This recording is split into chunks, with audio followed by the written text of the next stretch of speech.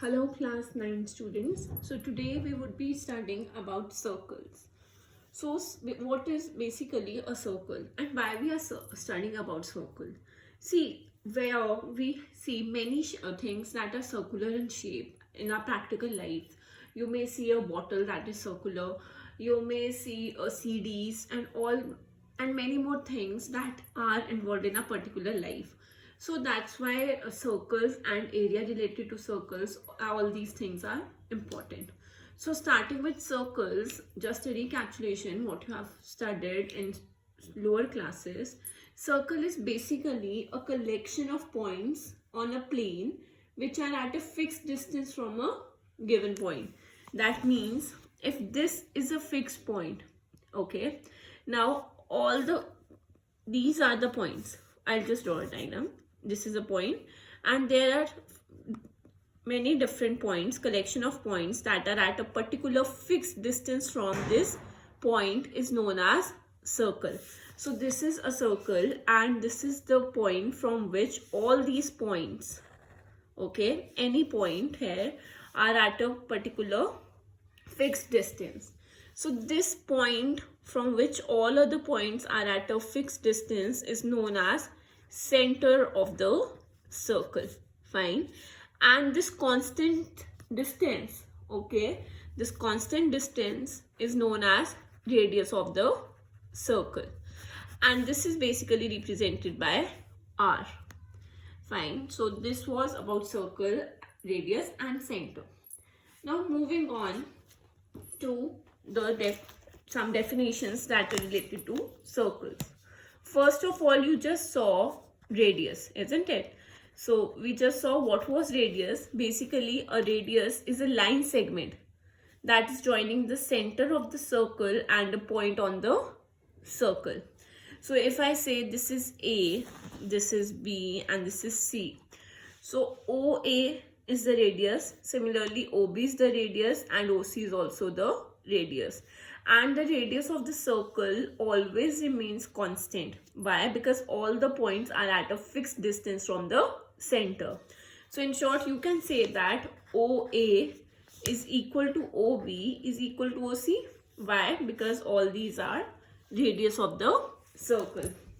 Now what if I extend this line OA to here also? Fine. Suppose this is a line O, center point O, this is A, sorry, this is A, so this would be the radius. Now what if I double this line? If I double this line, this is R, so and this is B. So OB is also the radius, it would be twice R. So this line AB is known as the diameter of the circle. Okay, it is known as diameter of the circle. So diameter of the circle is basically twice the radius, okay, and see it is also from the center. So diameter is the twice the radius, or what you can say is basically a diameter is a chord which passes through the center of the circle. Diameter is a chord which passes through the center of the circle. Now for this, you must know what is a chord.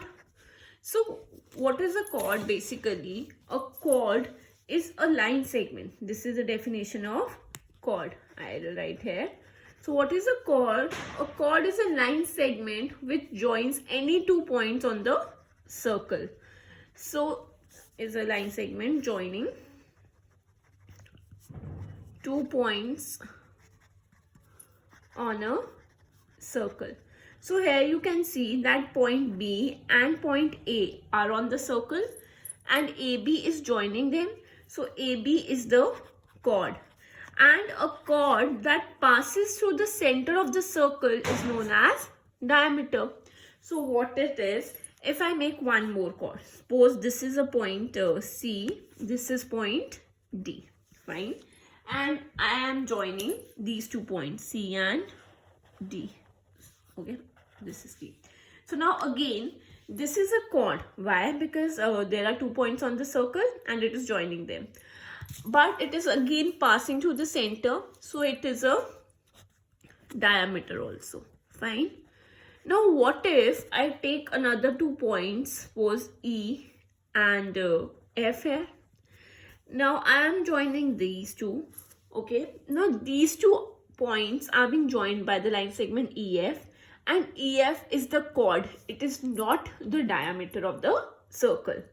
So the chord that passes through the center is known as diameter. And what is a chord? A chord is a line segment joining 2 points on a circle. Now it is EF. Now suppose if I join, here is a point G, and if I join EG, okay, suppose I take here, okay, EG, so this is also a chord. Fine. So moving on to the next, that is segment of a circle. Now you just studied about segment of a circle. Before we move on to segment of a circle, we'll talk about arc of a circle. Okay, what is an arc of a circle? Arc of a circle is basically a piece of a circle.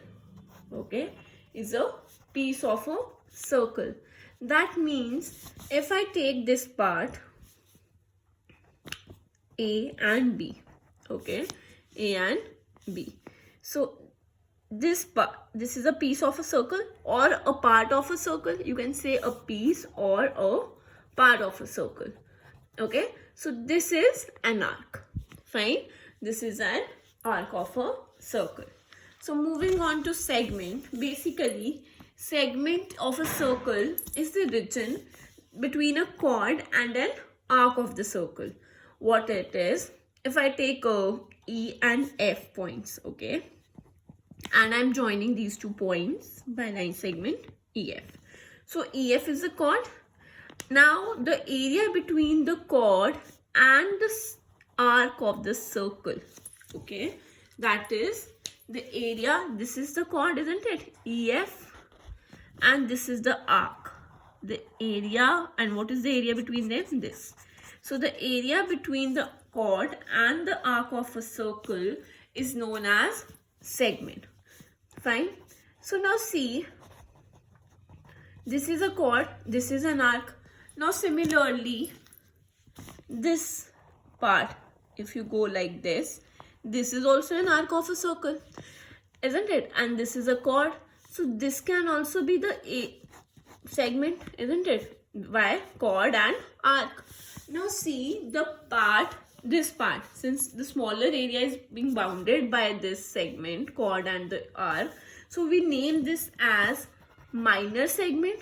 And since large amount of area has been bounded by EF and this arc, we'll name this part as major. I'll write it here only, major segment. Fine. So this is the difference between major segment and minor segment. So what is segment? Segment is the area or the region between a chord and an arc of a circle. So now moving on further to sector. Now sector is basically, you studied about radius of the circle. Now see, if I take point A and here I have one radius OA and I take another as OB. Now OA and OB are the radii of the circle. So now the area between these 2 radius and the arc, okay, is known as sector. Fine.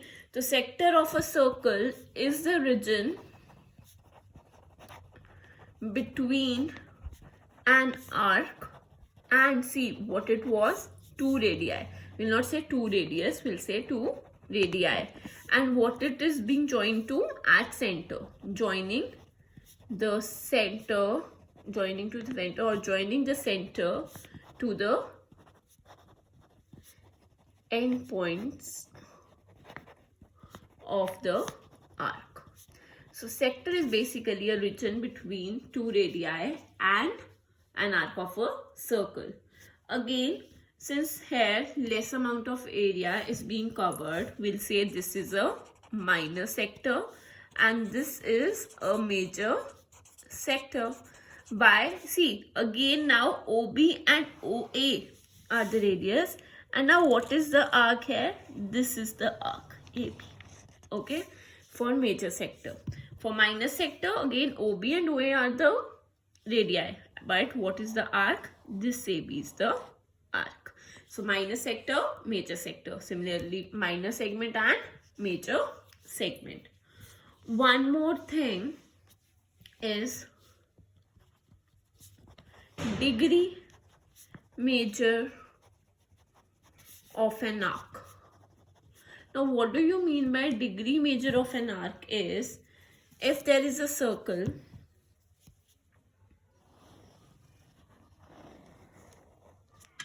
okay, there is a circle, fine.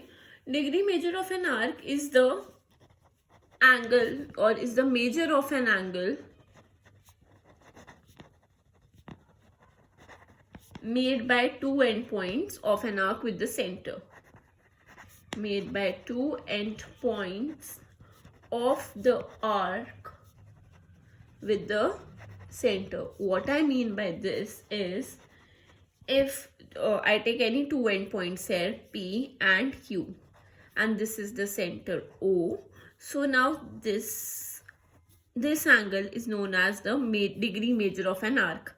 Why? This is an arc, so this would be the degree major angle of an arc. You can write it as theta. So you write angle POQ is equal to theta, is an angle made by the arc, fine, and the here is the angle. So degree of major of an arc, degree major kitna ho jayega? Whatever would be your theta, fine. If it is 30 degree, it would be 30 degree, 40, 40. Now next thing is semicircle. You all might be remembering about semicircle. So see, circle means a complete, isn't it? Semi, what does semi represents? Half, isn't it? So when we talk about half of the circle, it is known as semicircle. Semicircle means this part, okay? Half of the circle. Yeah, yeah. So if this is AB diameter, and this is, this part only taken is known as semicircle. Now moving on to concentric circles. What are concentric circles? Now see, concentric circles basically are the two circles with same center but different radius, different radii. Okay, how do you make them? If suppose this is a center, so this is one circle, fine. Again this is the only center, then this is the another circle. So they have common center. For this, suppose this was 2 centimeter radius, and for this you suppose it was 4 centimeter. So the center is same, but they have different radii. So this is known as concentric. These are known as concentric circles. You can say this is C1, this is C2, this is center. So C1 has center O, but has radius something like 2. And C2 again has center O, but have a different radius, say R dash. So C1 and C2 are two concentric circles with same center, but different radii. Okay, so now moving on further to angle subtended by a chord at a point. Okay, this is like this. You study degree major of an angle. What I'm talking about is angle subtended by a chord at a point. So if so basically angle subtended by a chord at a point is obtained by joining any two endpoints of the chord. Okay, this is endpoints of the chord, fine. Now see, I have joined this. Now you can say I take an point here, fine. So now the angle would be angle APB. One case is this. Now this is angle APB is the angle that is being subtended by the chord. Fine. Another case could be when point is on the major arc. Okay, when the point was on the major arc. Why? Because this is the minor arc, smaller part, so this is the major arc. Fine. Now a second case could be when the angle subtended by the chord, suppose this is a chord AB, okay, is on the minor arc. Minor arc कौन सी हो गई? ये वाली.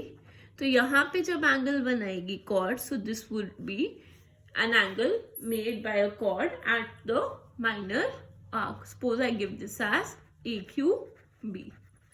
Third case could be when this is the chord AB and this is the center O. Okay, now this is the case when the angle subtended by chord AB is at the center. Fine. This is on major arc, this is on minor arc, this is at center. We'll be using this thing in one of the theorems further. You just need to have a basic idea right now. So moving on to theorems.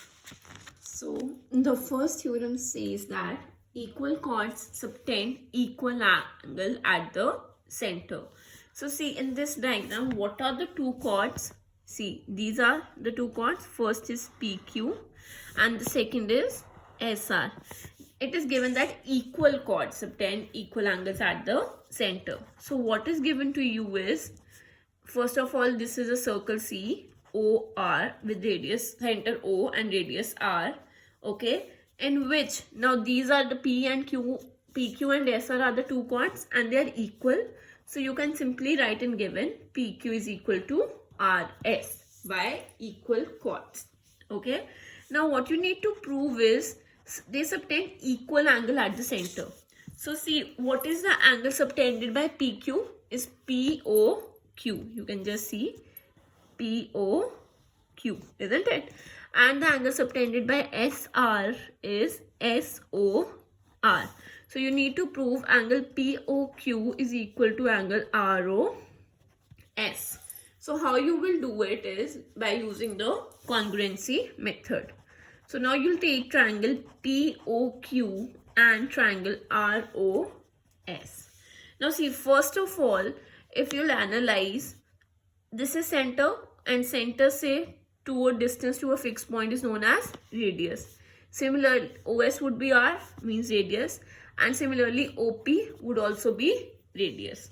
So you can write OP is equal to OS, that is radii of a circle. Moving on further, now see, this is again Q is a point from the center and R is also a point from the center. Again these would be radius. So here you'll write OQ is equal to OR radii of a circle. Fine. Next, what was given to you was PQ is equal to RS given. Fine. So triangle POQ would be congruent to triangle ROS by triple S congruency rule. I hope this is clear to you.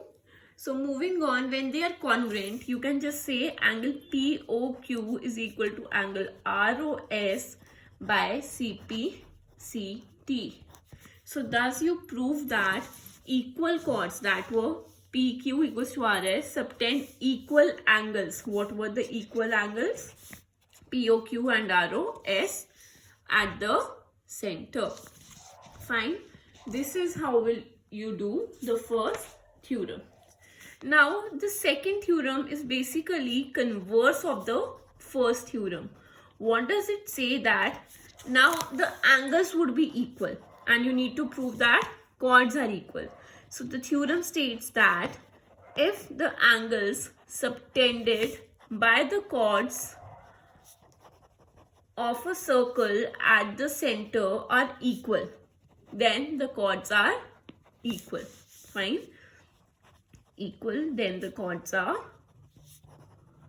equal. How you'll do it? Again, now you see what is given first and what you need to prove. We'll take the same diagram. So this is P, this is Q. Okay, this is one chord PQ and this is another chord SR. Now what it is given that, and suppose this is the center O. Fine. So it is given that if the angles subtended by the chords at the center, these are the angles, isn't it? POQ and angle ROS, they are equal. This is given to you. Now you need to prove then the chords are equal. So what are the chords? PQ and RS. So you'll be proving them equal. Again, how you'll do it? You'll again take the same triangles POQ and triangle ROS. Now see, now the conditions would change. How? First of all, OP is equal to OS. Why? Radius of the circle, isn't it?